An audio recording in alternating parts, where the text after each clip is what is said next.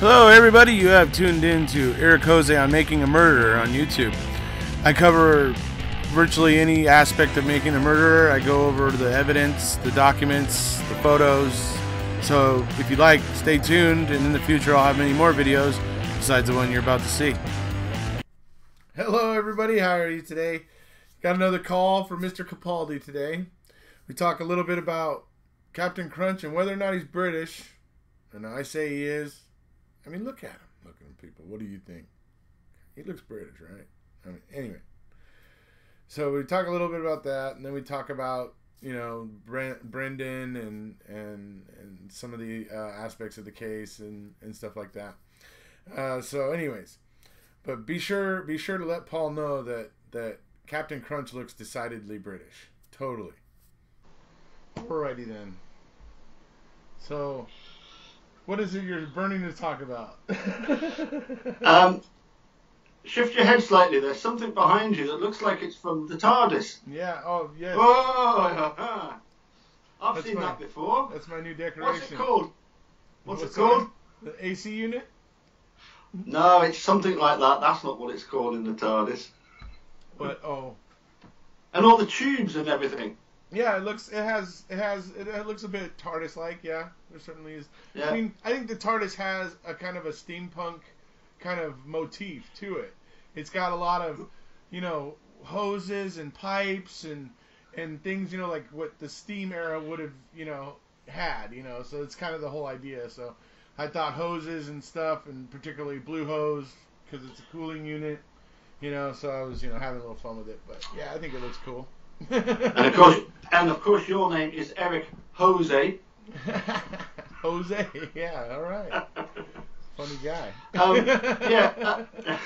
So I've got a whole list of questions here. Uh-oh. Question number one, well, isn't really a question. I've checked people here in Scotland. Nobody has ever heard of Captain Crunch. That is an American invention. Hey, dude, you can't deny he looks British. That looks totally like a British uniform right there. I mean, hey, sorry. Anyway, he's off the list. So too, you've got Rowan Atkinson 3 times as Blackadder. Actually, 5. Is it? All right. Oh, right. Okay. 5 so anyway, what we need, So what we need is when you think of a British car, what's the first thing that comes to mind? The one that Rowan Atkinson used to tip over all the time. That's on a tripod. All right. Yeah. A little Robin Reliant. That one. There you go. Yeah, that's what Delboy drives as well. Oh, Delboy, yeah. You know, and he pulls on horses. Okay, that's good. And when you think of a band or a member of a band, well, a British Richards band was in my list, but I don't know. How about the Beatles or John Lennon or McCartney? You see, there we go. Now we're getting somewhere. And finally, a really good sportsman. Gordon Ramsay. He was a soccer player. Aaron Ramsey. Yeah, okay. He's Welsh, but I was going to suggest Nigel Mansell because he was the one driver that was the IndyCar champion and the world champion at the same time. Yep, I do. Now that you reminded me of his name, yeah, I do recall him. Yeah. And I think when it comes to cars, have we not come up with stuff like Jaguars and Daimlers and Rolls Royces? Yeah. Sure. But I just think of that blue car on a tripod that Mr. Bean was always knocking over. Anyways, funny stuff. Yeah. Okay, on to something a bit more serious because we've discussed this already. But I'm going to start off by asking you, we've discussed how you first got into making a murder, but what made you decide to first start doing videos? I did do a video about that, but essentially I was just in Facebook groups talking about the case a lot, and a friend of mine, somebody who was pretty involved back about a year ago, Johnny Jack Smith, he was doing videos. He was doing some pretty cool ones. He actually did if you go to his channel, he did a burn. He had a llama on his property die, and so when it died, he had to burn it anyway. So when he burned it, he he put it in a fire. He watched. He kind of monitored the calcination after one burn. He did like multiple burns with the bones to see how long it took to get these bones to break down, and kind of to the and if it was possible in an open fire to even get bones to break down that way. So he did some really good videos, kind of off topic or off subject a little bit, but anyway. And we were talking about Brendan and whatever, and he suddenly said, he just said to me one day, he said, dude, you should do a video about Brendan. And I was like, okay, because I was doing a lot of studying about Brendan at the time, anyway. So that's probably why he suggested it, because it was like I had it all in my head. So I ended up probably I didn't go at it right away. I was I kept like talking myself out of it. I don't know. I was unsure. Whatever. And it was eventually about a month later when I finally did eventually get it. I went ahead and bought the software, sat down, and very wooden and still, not moving, and like delivering the text that I had written on, literally, that wasn't like a clip, that wasn't a bullet points. The first two videos weren't like bullet points. The first two videos I had literally written out every single word that I wanted to say. So same here. There, yeah, so I'm almost like sitting there just like wooden because I'm like reading off of a page instead of speaking from my heart, right? There's a difference when you go off of bullet points. You have a little bit of room for improv, and yes. and you can be a little bit more passionate. Whereas when you're kind of reading off of a page or trying to remember words that you memorized, they end up coming out cold and lifeless, kind of thing. That's the way my first couple of videos were. The information was good. Everything, the information and the stuff that I was showing people was good. But me talking, I was just like so just terrified and nervous, dude, my first two videos. It was just like, but eventually I got the hang of it, and you see me now, I'm like cavalier. So... So that's how that happened. And you mentioned the information. Is the information that you give out and on the video? I know at the beginning there's a disclaimer about the actual video, but is the information, is it copyrighted? Is it only you that's allowed to use that information? In terms of the case info and like case documents and stuff, that's free game for anybody to use. Surely the reason you do the videos is to disseminate information so that other people can pick up on that. My point of view was always that. Yeah, so, no, it's just that the Facebook, stuff can get lost there very, very quickly. Right. Yeah, mainly I put that there because I realize that I'm talking about something that people feel very passionately, well, either people don't care about or they do feel very passionately about. You can't possibly have somebody claim that you've stolen their content. Right, absolutely not. The case documents are the case documents, and they're there for everybody. So for anybody, and I don't talk about this, what you're touching on, and I prefer not to talk about it, just so you know. But what you're touching on, it happened, but for me, it was an untrue accusation to begin with, and so I'm prepared to let it die because Stephen and Brendan need as many people out there shouting the truth and getting the truth out to the masses as best as possible so that there's many sources where people can go to find information about this case in an easily digestible form of a video, such as, mine or yours or even Mark's or, some of the other YouTubers that we have. So, it's good that there's that many people because then it's more likely that some people will accidentally find us on YouTube or will, or accidentally find us on Facebook and find our videos and things like that. So, the more people that are out there professing the facts and the truth, the better. So, I basically let it go. It's over and done with. Nobody's said anything since, so that's it. Okay, and I suppose then... So you're saying that you haven't done all these videos in order to try and become famous? No. You personally? It's not for fame why I do this. No, Absolutely not. of course it's not, isn't it? That's just not it, is it? You know. No, for me, and it's like I've said, it always comes back to Brendan, because for me, I just could not. It just did not sit well with me. After watching the documentary, I went to work for the next couple days, and for those next couple days, I was sitting there constantly thinking about the fact that that kid is completely screwed and sitting in a box that he doesn't belong in. And I'm like, I mean, and it just, because it would snowball effect. The way I would think about it, I would be like sitting there thinking about it, like, how desperate of a situation is it to be imprisoned? And then to be imprisoned, to be an innocent person and to have been found guilty through the justice system, and to be there, and so that everybody thinks you're guilty, no matter what you say, no matter how you try to prove otherwise. You know, a large percentage of the people that matter in you getting out are going to just have the attitude of, no, yeah, whatever, you criminal, you know, you filthy animal. That's kind of the attitude. You know what I mean? So... No, what I was going to say was that when we see photographs of Steve and Brendan, they're always smiling. They're happy, not because they're in prison, but because they've had visitors. But right. From week to week, you know, the days in between. I mean, our days, you know, your day must go so quickly.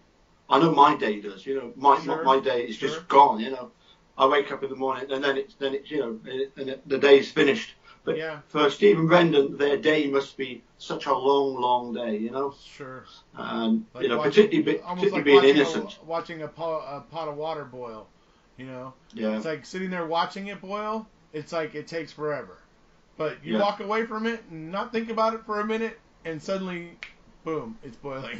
Yeah. You know? Yeah. Absolutely. Perception. Absolutely. And absolutely, their perception of time in there would be a bit like that, where it would be a bit drawn out, like you're watching the pot of water.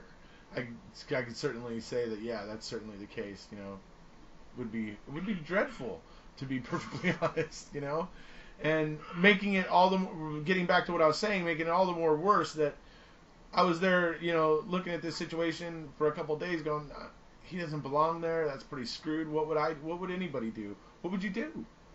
Who would care? Right? And then that's when it all just kind of accumulated, and that's when I started reading the documents, getting on the Facebook groups, where everybody was talking about the case, and just getting in there and saying what I had to say. And it just seemed like when I would say things, people thought what I was saying made sense. I mean, so, you know, I was just like, I go, and I like this. I like this type of stuff, this criminal justice kind of stuff. It appeals to me. So, but no, fame, definitely not. Good. Okay. In that video I was telling you about with Laura and Moira, and also when Dean and Jerry came to Edinburgh, they both touched on what for me was the wow moment in Making a Murder. It was the point when I thought, that is just obscene, that is just crazy. And that was the fact that after the press conference, it still went to trial. Both Dean and Jerry and Laura and Moira have pointed out that here in the UK, had Kratz done that press conference and then tried to take the case to court, the judge would have thrown it out straight away. The defence would have simply played that press conference, and the judge would say, no, you're not having that. That is completely out of order. Now, my question is this, though. I'm sorry, one question. Do you have juries there? Is it jury trials there as well? Yeah. There's juries. Yeah. Okay. Just curious. Well, absolutely, yeah. I mean, there are some cases which are just in front of say one sheriff, you know. Right. But no, I mean, for a serious trial, you know, like a murder trial, right. You know, there would be a jury, but you know, that press conference would not be allowed. Right. And I think I'm right in saying that as far as ethics are concerned, they're not actually allowed in America either. They're not supposed to be. No. You hear talk about that, but like it seems to not matter. You hear talk about the conflict of interest is a problem, but it doesn't seem to matter. You hear talk about these things that are supposed to matter, but when it comes to Stephen Avery, they don't. So it's like, I mean, if that's what you're getting at, I totally agree on that. Well, it's just who do we blame most for this? Is it Ken Kratz for doing the press conference, or is it Judge Willis for not immediately, as soon as the case came to court, saying you're not having that? That case is thrown out. That case is dismissed. That shouldn't happen. You know that shouldn't happen. Now get the hell out of my court. Right, and you know, all I can say is that it may not be standard operating procedure to do that. Even though it seems common sense, it seems like it should be common sense for that to happen in this, like in a case like this one. But then again, dude, I notice, because I work another case, the Scott Davis case. You've heard me mention it in these videos before. But I mean, in that case, you had 72 pieces of evidence lost or destroyed in the 8 years that it took them to decide to take it to trial. And the funny part is, most of those 72 pieces all got destroyed or lost within like a year and a half or 2 years of the trial. Like most of it got lost in that time period. And it's like, I mean, it's amazing. And yet, the prosecution was able to walk into court and bring in all of their scientific findings that their medical examiners and all of their experts and ballistics experts and all that stuff, and they were able to bring all that stuff in and enter that into evidence and use that to convict Scott Davis. But Scott Davis didn't, and his team didn't have access to any of that stuff to be able to do their own testing on it and go, wait a second here, you know? And that was just perfectly acceptable. The judge just said, okay, yeah, that's okay. Come on, let's go. Bring that in. Oh, well, you guys are screwed. Sorry. Tough luck. And that's basically what it was. Yeah. I mean, Steve was totally chewed up by basically by a flawed system. And that was what I was going to point out, sort of ask you and point out. A sort of observation from my side is that, as you know, I've been following the American football. I would say over the last 10 years, probably more than the previous time. You know, I mean, I remember going back to the early 90s. And recently, a couple of weeks back, there was a football game, a proper football game, as opposed to an American football game. This was an FA Cup game. Right. And for the first time in the UK, the referee went and looked at a video screen, at a replay, in order to get the right decision. Now, in American football, you've had that review system for years and years and years. Decades you've had that review system where the referee... We have it now. I think it started in the late 90s because it went away. There was a period of time where there was no replay. It was, right. I think it might have been like in the early, like 83 or 84. They removed the instant replay from the game because it was creating more problems than it was solving. So, because the immense amount of time that it was taking to review the plays, and then what do you do about it when you decide that you got it wrong? What's the fair thing to do? And there was always, big arguments about that, whatever, blah, blah, blah, blah, blah. And so it eventually they said, no, forget it. They got rid of it. Then in I think it was around the mid or late 90s, they decided to bring it back, but they did it a little differently this time, where they decided what was challengeable and what was, and they determined if you challenge that, then this is what could happen. So that everything was defined and the flow of the game could continue, so that they weren't stopping the game for 23 minutes with 35 seconds in the fourth quarter and stopping the game for almost a half an hour while the referees are arguing over what to do about this call that blah blah blah. Anyway, so that's how that happened. But yeah, we did have it, had it now for a while, and then got it back. Yeah, okay, but my point is, I'm sort of paying tribute to the fact that when American football wants to get it right, they set up a system that now cricket, rugby union, rugby league, football, all the other sports throughout the world are starting to pick up on, hey, the Americans have got this right. They know how to do this. We need to copy their example. When American wants to get it right, they're, excuse my French, they're bloody good at it. And the NFL proves that. But when it comes to justice, what is the problem here? You know, is it all about the money, about wanting to lock people up? I mean, how is it that Steve has got so chewed up by this system? Well, to me, from some things I've been reading, I mean, it would seem to me that the problem that anybody in Wisconsin and in probably any state is facing is that the state doesn't want to let you out. They don't. They know you're there. They know the Innocence Project is working to help you, and they know that the Innocence Project is they can't be against the Innocence Project because the Innocence Project is a noble thing. But they are obstructing it in almost any way they can. And that is the fundamental truth of it. So the fact that Stephen got out, he was kind of like the first one that popped through in Wisconsin.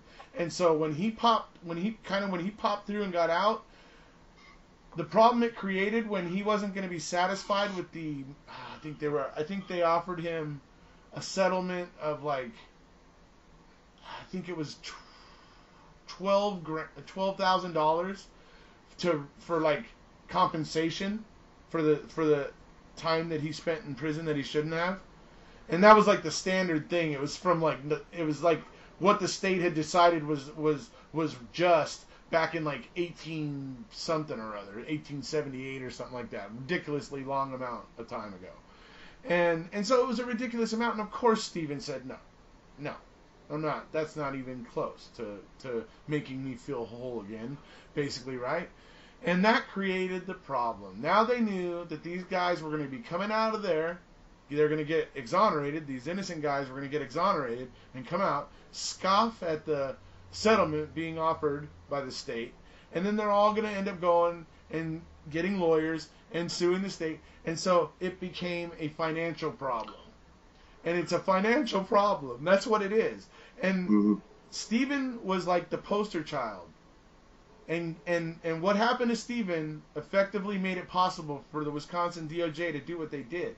They effectively discredited him, made him all discredited, so that the Avery Commission could then be kind of perverted into a new purpose. It's crazy. It's kind of crazy when you look at the politics of the situation. But this is what was going on.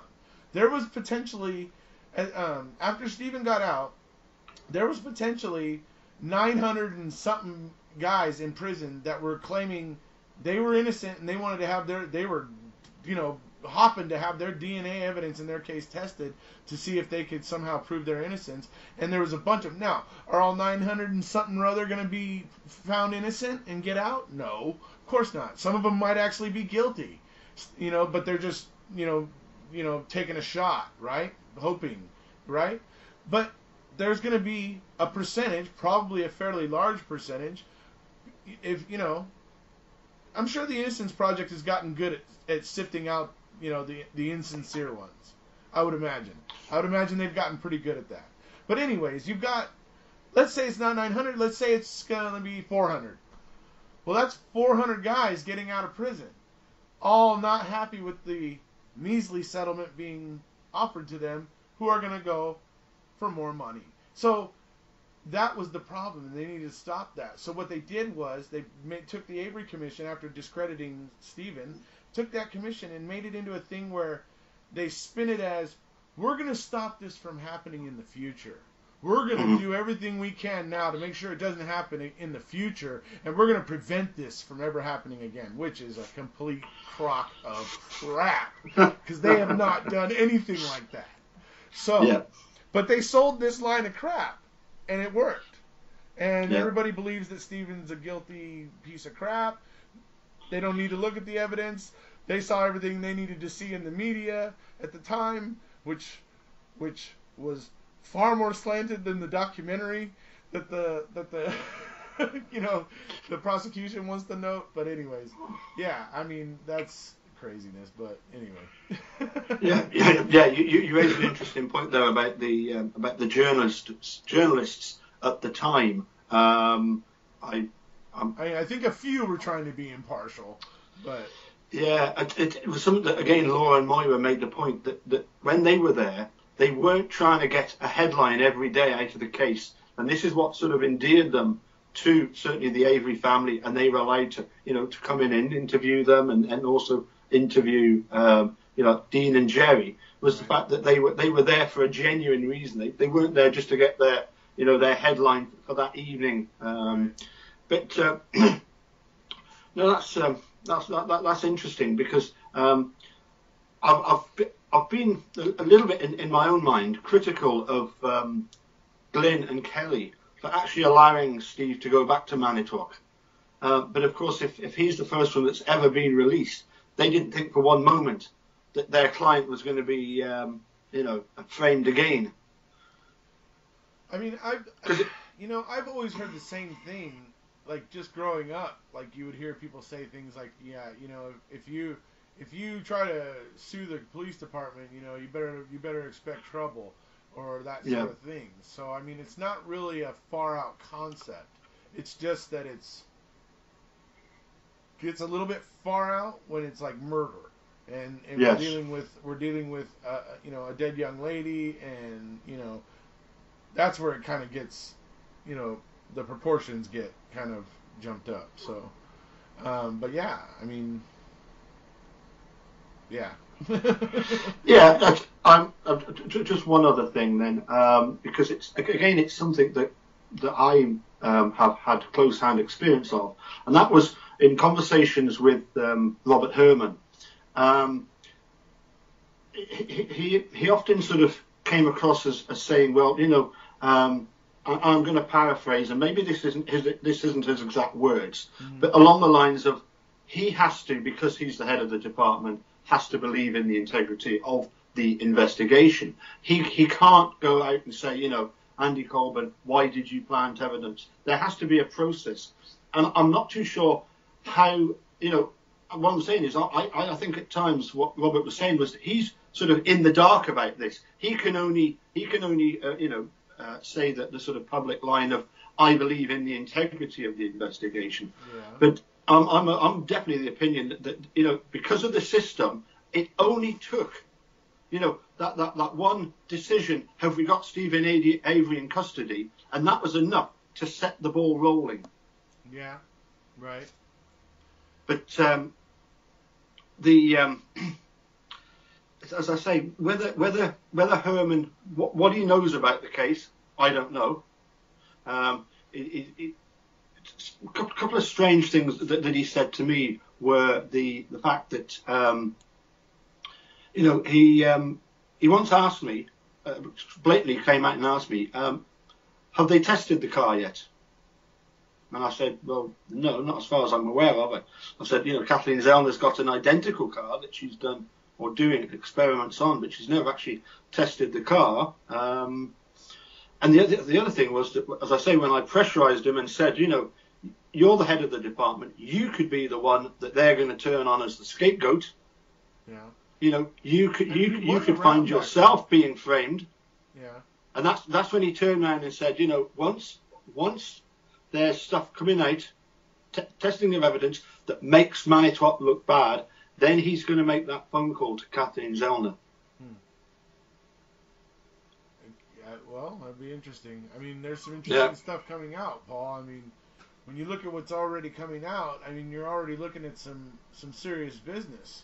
You're looking at the Hoodlatch DNA experiment. You're looking at the blood spatter experiment now, showing that it seems pretty conclusive that Teresa Halbach was killed at the back of her RAV4.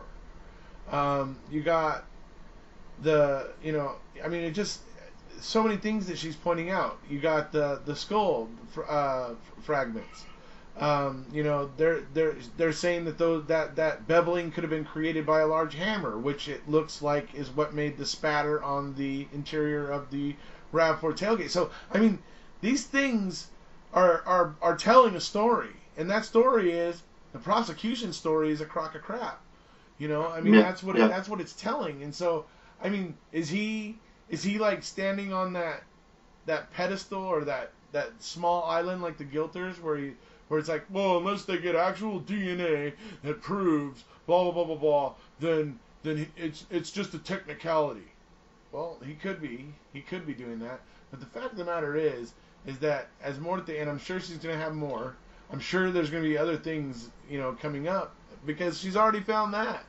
I mean, she's already found the fact that there was 1.9 nanograms of Stephen's DNA on the hood latch, and yet when they try to do it, they can't get anywhere near that.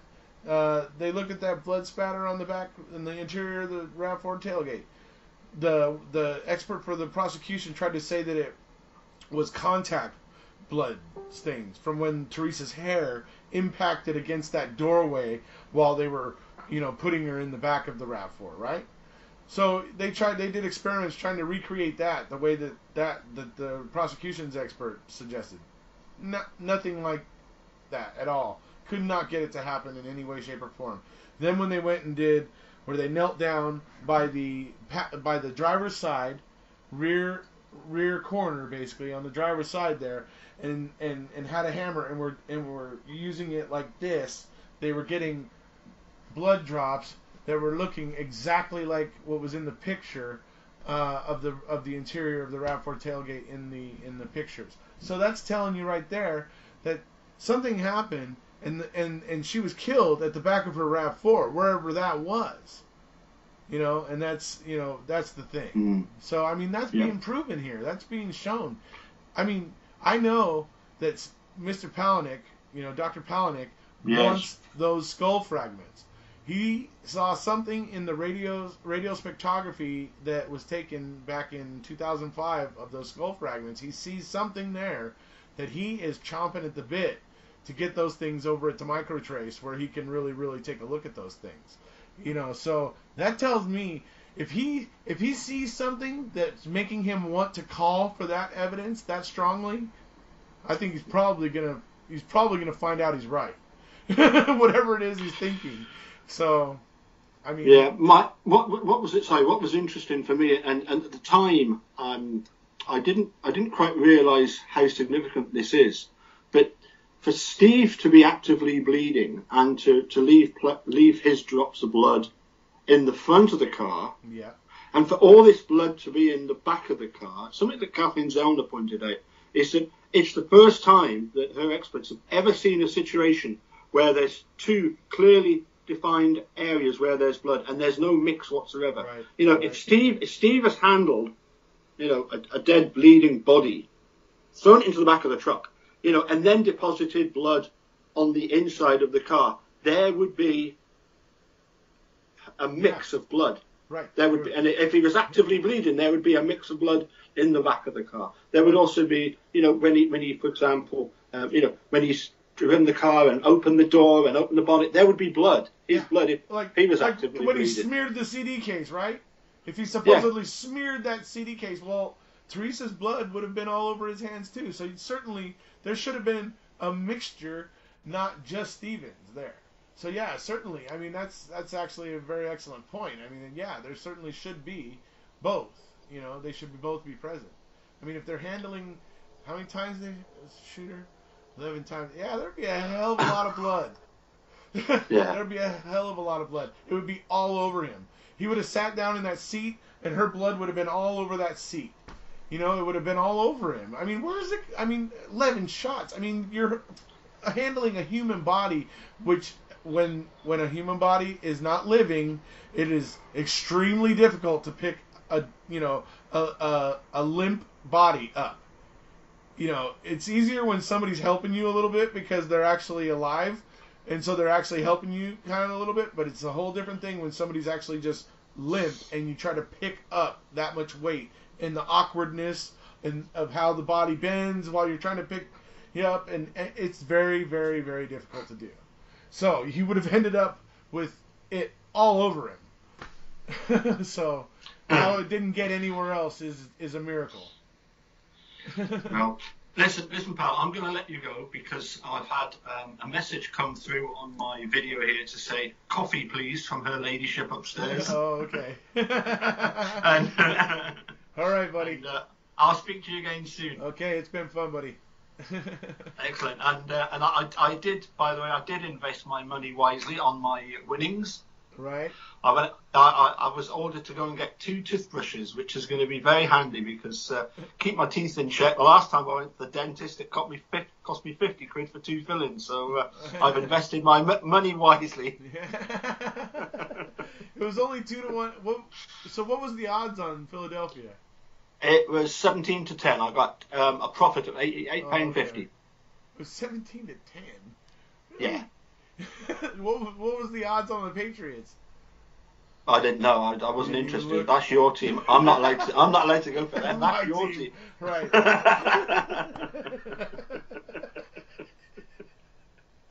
All right, man. Anyway, coffee coming up. Catch you later, pal. See you, bud. Bye for now.